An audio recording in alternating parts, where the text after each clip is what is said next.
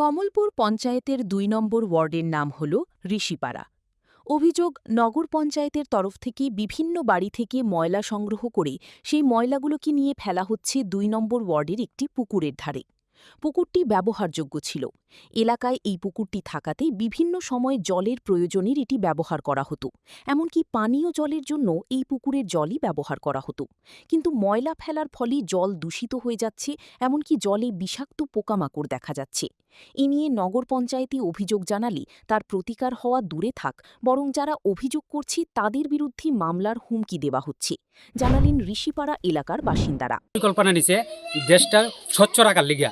কি ফেলাইতেছে এখানে? এখানে নোংরা থেকে দইরা যত ডাস্টবিনের যত নোংরা আছে, ময়লা আছে, সব আইনা ফেলা। আর বৃষ্টির মধ্যে আইনা ফেলাইতেছে, এটাতে বেজান দুর্গন্ধ বাড়িতেছে। আমরা এর দূরেই কইছি ড্রাইভার ডে, আমরা কারো মালিকেরও কোনো প্রতিবাদ করছি না, শুধু নগর পঞ্চায়েত ড্রাইভার ডে কইছি, দাদা বড় বাবুরে, নগর পঞ্চায়েত বড় বাবুরে যাই কইবা আগে ডজার দিয়ে এটা পরিষ্কার করতো, কইরা সেটা যদি ফালানো পরে ফালাইতো।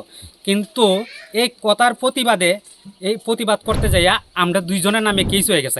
পুকুর ভরাট করে নগর পঞ্চায়েতের এই ডাম্পিং স্টেশন বানানোর কর্মকাণ্ডে বিরক্ত কমলপুর ২ নম্বর ওয়ার্ডের বাসিন্দারা।